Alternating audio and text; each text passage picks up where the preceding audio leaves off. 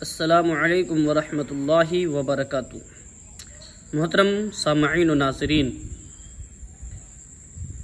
ایک بھائی کا ہمارے پاس میسج ہمیں موصول ہوا ہے۔ اس نے کہا ہے کہ اس وقت جو تعزیہ داری جس کو محرم ہی کے نام سے منسوب کیا گیا ہے کہ یہ محرم، میں اس لیے کہہ رہا ہوں کہ محرم سے زیادہ لوگ اس کو جانتے ہیں کہ محرم بنانا کیسا ہے، اس میں شریک ہونا کیسا ہے، اس میں چندہ دینا کیسا ہے۔ تو دیکھیے، کسی بھی چیز کا ذکر کرنے کے لیے ہمارے پاس دلیل ہونا ضروری ہے۔ منہ سے کہی ہوئی بات کا کوئی اعتبار نہیں، اس بات کا اعتبار ہوگا جس کی بات کی آپ کے پاس دلیل ہو۔ میں آپ کے سامنے چند دلائل اور چند دلیلیں آپ کے سامنے رکھوں گا اور آپ کو بتاؤں گا کہ محرم بنانا کیسا ہے، یعنی دور حاضر کی تعزیہ داری کیسی ہے۔ دیکھیے، میرے پاس ایک کتاب ہے، اس کا نام ہے خطبات محرم۔ یہ خطبات محرم کتاب ہے اور اس کے مصنف ہیں فقیہ ملت مفتی جلال الدین احمد امجدی، جو کہ بہت معتبر علماء کرام میں سے ایک ہے۔ دیکھیے، اس کتاب کے صفحہ نمبر 446 نہیں 464، صفحہ نمبر 464 میں یہ لکھ رہا تعزیہ داری علماء اہل سنت کی نظر میں۔ دیکھیے کیا لکھ رہا، تعزیہ داری علماء اہل سنت کی نظر میں، شاہ عبدالحق محدث دہلوی رحمۃ اللہ تعالی علیہ، شاہ عبدالعزیز محدث دہلوی یہ کہہ رہے ہیں تعزیہ داری در اشیاء محرم و ساختن ذرائح و صورت وغیرہ درست نیست۔ کہہ رہے اشیاء محرم میں تعزیہ داری اور قبر اور صورت وغیرہ بنانا جائز نہیں ہے۔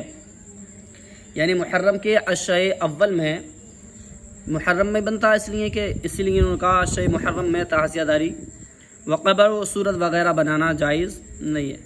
پھر چند سطروں کے بعد تحریر کرتے ہیں تعزیہ داری کے ہمچو مبتدعہ میکنن بدعت است و ہمچنی ساختن ذرائع و صورت قبور و علم وغیرہ این ہم بدعت است و ظاہر است کہ بدعت سیئہ است۔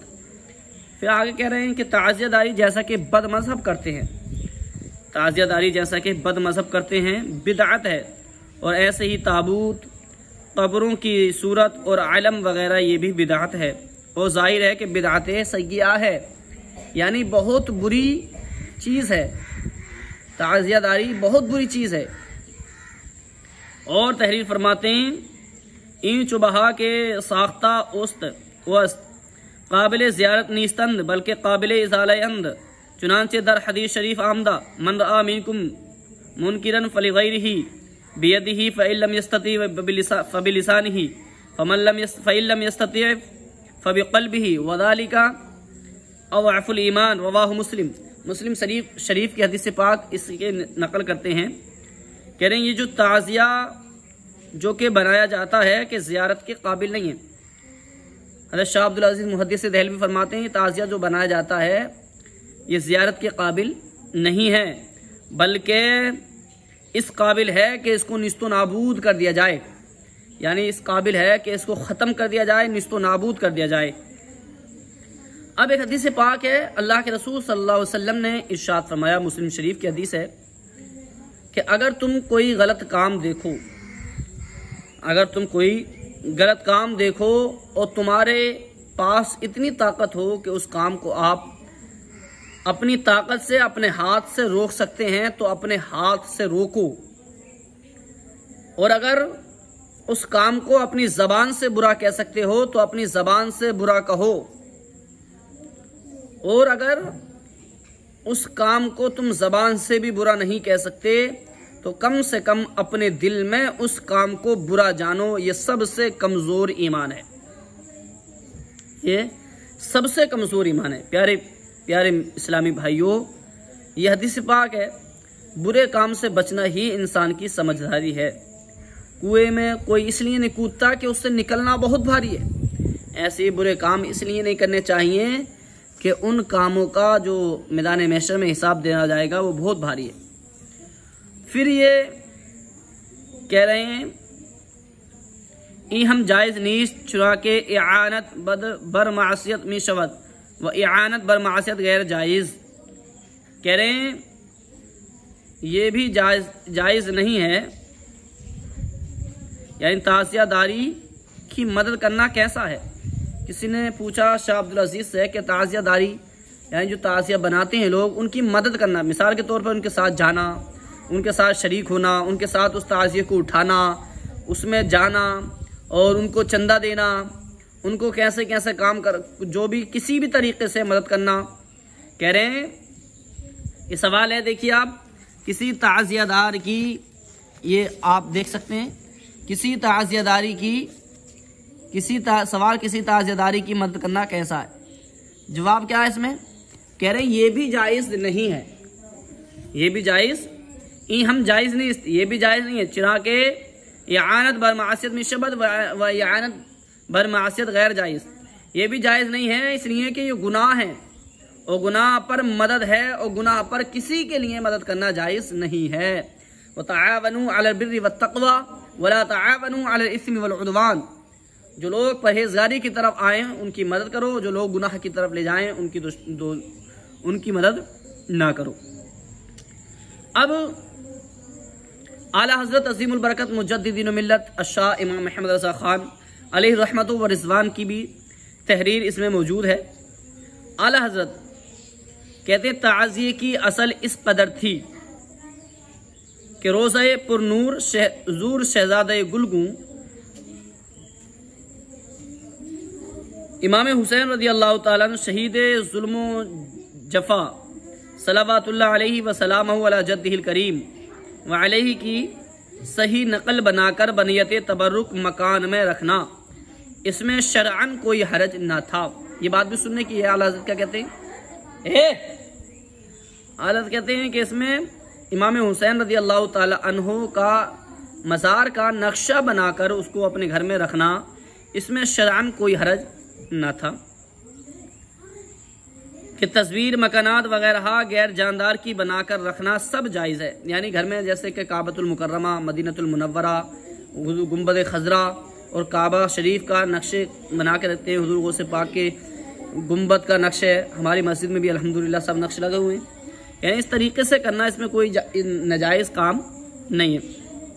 اور ایسی چیزیں کہ معظمان دین کی طرف منسوب ہو کر عظمت پیدا کریں ان کی تمثال بنیت تبرک پاس رکھنا قطعاً جائز ہے، جیسا کہ صدہ سال سے طبقاً فتبقتاً ائمہ دین و علماء معتمدین نعلین شریفین حضور سید الکونین صلی اللہ علیہ وسلم کے نقشے بنا کر اور ان کے فوائد جلیلہ و منافع جزیلہ میں مستقل رسالے تصنیف فرماتے ہیں۔ اشتباہ ہوا امام علامہ تلمسانی کی فتح المتعال وغیرہ مطالعہ کریں، مگر جہاں بے خرد یعنی بے عقل لوگ نے اس اصل جائز کو بالکل نیست و نابود کر کے صدحہ خرافات تراشی کہ شریعت مطہرہ سے الاما کی صدائیں آئیں۔ اول تو نقش تعزیہ میں روزہ مبارک کی نقل ملحوظ نہ رہی، ہر جگہ نئی تراش، نئی غلط، جیسا کہ اس نقل سے کچھ علاقہ نسبت، پھر کسی میں پریاں، کسی میں براق، کسی میں اور بےہودہ باتیں چیزیں، پھر کوچہ بکوچہ دست و دست اشاعت غم کے لیے ان کا گشت یعنی ان کو گھمانا، اور ان کے گرد سینہ زنی یعنی ہلی کرنا، ایسا مارنا ہاتھ یہ کرنا، اور ماتم سازی یعنی تاشے بازے ڈھول بجانا، اور تصویروں کو یعنی اس کو محرم کو جھک کر سلام کرنا، کوئی مشغول طواف، کوئی اس کے نیچے، کوئی اس کے چاروں طرف گھوم رہا ہے، کوئی سجدے میں گرا کہ امام حسین آئے، کوئی ان مائی بدعات کو معاذ اللہ جلوہ گاہ امام علی جدہ و علیہ الصلوۃ والسلام سمجھ کر اس ابرک پنی سے مرادیں مانگتا ہے، یعنی لوگ ایسے بھی ہیں جو محرم سے مراد مانگتے ہیں۔ پھر باقی تاشے باجے، تاشے مردوں عورتوں کا راتوں کو میل اور طرح طرح کی بیہودہ बेहुदा खेल, इन सब पर तर्रा हैं। गर्ज अशय मुहर्रम और हराम का अगली शरीयतों में से इस शरीयत पाक तक निहायत बाबरकत महल इबादत ठहरा हुआ था। इन बेहुदा रसूमात ने जाहिलाना और फासिकाना मेलों का ज़माना कर दिया। फिर वबाल इब्तिदा का वो जोश हुआ कि खैरात को भी बतौर खैरात न रखा। रिया और तफाखुर एलानिया होता है। फिर वो भी ये नहीं कि सीधी तरह मोहताजों को दें, बल्कि छतों पर बैठ कर फेंकेंगे, रोटियां ज़मीन पर गिरेंगी। रिज़्क़ के इलाही की बेअदबी होती है। पैसे रेते में गिरकर गायब होते हैं। माल की इज़ाअत हो रही है, मगर नाम तो हो गया कि फुला साहब का लंगर लुट रहा है। अब बहार अशरा के फूल खिले, ताशे बाजे बजते चले, तरह तरह के खेलों की धूमधाम, बाजारी औरतों का हर तरफ हुजूम, शहवानी मेलों की पूरी रसूम, जश्न पे कुछ और उसके साथ वो कुछ गोया के साख्ता तस्वीरें बेआइनिहा। हज़रात शुहदाए रिज़वानुल्लाह तआला अजमईन के जनाजे हैं। कुछ नोह उतार बाकी तोड़ ताड़ कर दफन कर दिए। हर साल इज़ाअत माल के जुर्म वबाल जुदागाना रहे।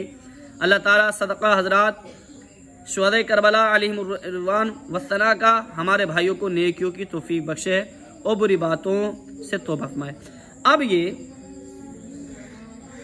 अब के ताज़ियादारी इस तरीक़े नामर्दिया का नाम है क़तअन बिदअत व नजाइज़ व हराम है। क्या फरमाते हैं आगे आला हज़रत ही की तहरीर के हिसाब से, आला हज़रत की नज़र में जो ताज़ियादारी है उसकी तहरीर फरमाते हैं, कहते हैं अब के जो अब हो रहा है इन तमाम रसूमात को देखकर अब भी सुन लें।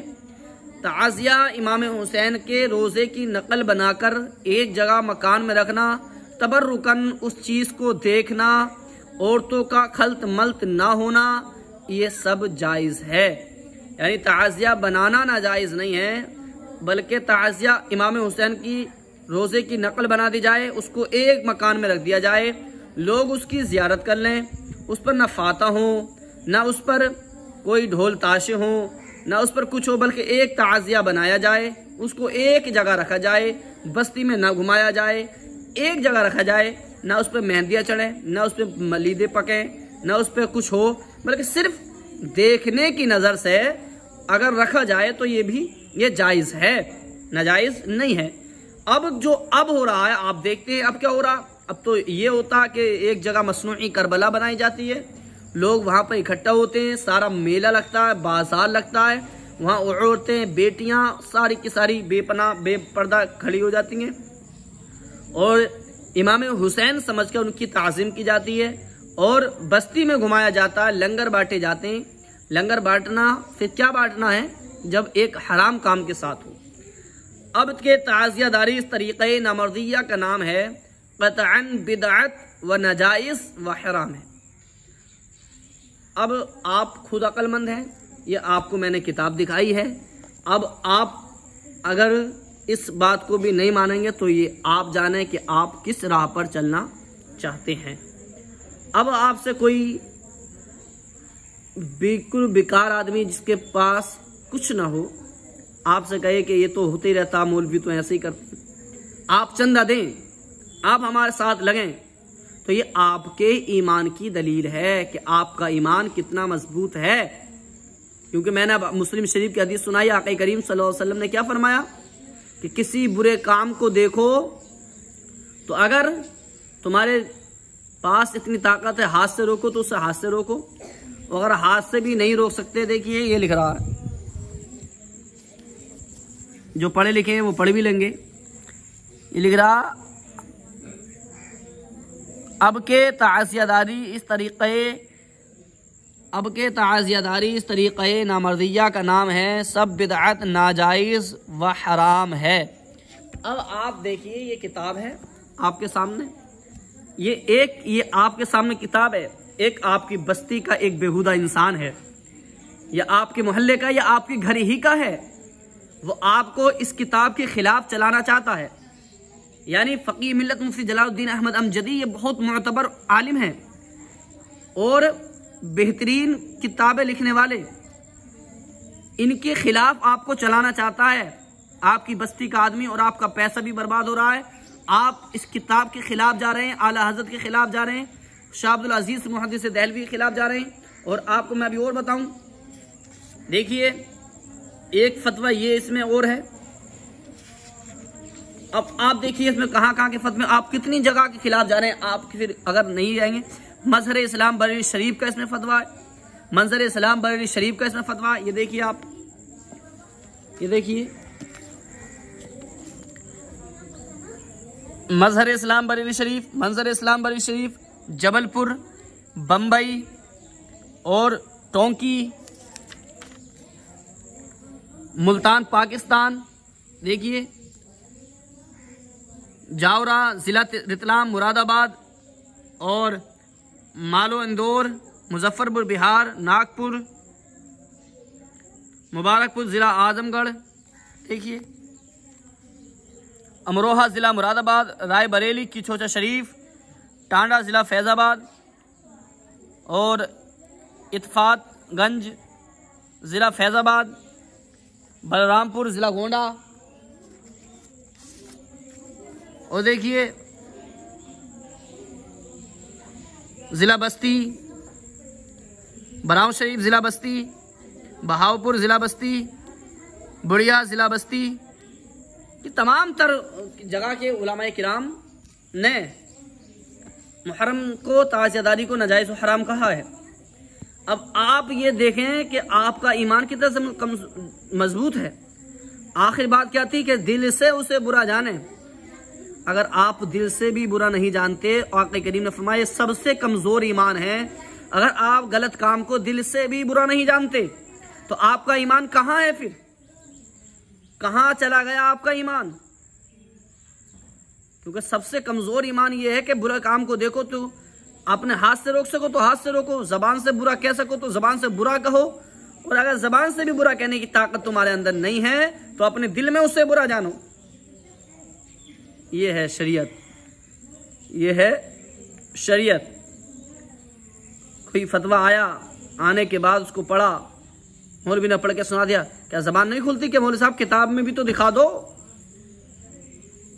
آپ سیدھے نہ بنیں. صحیح بات اگر آپ کی سمجھ میں نہ آئے 100 بار پوچھو. پرچے پہ لکھی ہوئی بات نہ مانو بلکہ اس کو مانو جو تمہیں اس کے دلیل اپنی کتاب سے تمہارے سامنے کتاب کھول کر دکھائے. فتوے تو کہیں سے بھی آ جائیں گے، کتنی جیسی بات بتاؤ گے ویسا آئے گا، لیکن آپ کے اندر اتنی عقل تو ہونی چاہیے کہ آپ کے کوئی اگر فتویٰ پڑھ کے سنا رہا ہے کہ ناجائز کو جائز کر رہا ہے تو آپ اس سے آپ اپنی عقل کا بالکل استعمال نہیں کرنا چاہتے. آپ کو اللہ نے عقل سلیم عطا فرمائی ہے، اچھی عقل ہے، آپ اس کو استعمال کریں. اور آپ پوچھیں مولوی صاحب چلو فتویٰ تو ٹھیک صحیح بات ہے، آپ کے پاس بھی کوئی کتاب ہے یا کس کتاب سے یہ فتویٰ آیا ہے؟ ان تمام چیزوں کا دھیان رکھنا نہایت ضروری ہے. مگر ہو سکتا ہے مرتے دم تک یہ یاد نہ آئے، لیکن مرنے کے بعد تو ضرور یاد آ جائے. جیسی کرنی ویسی بھرنی، نہ مانے تو کر کے دیکھ، جنت بھی ہے دوزخ بھی ہے، نہ مانے تو مر کے دیکھ.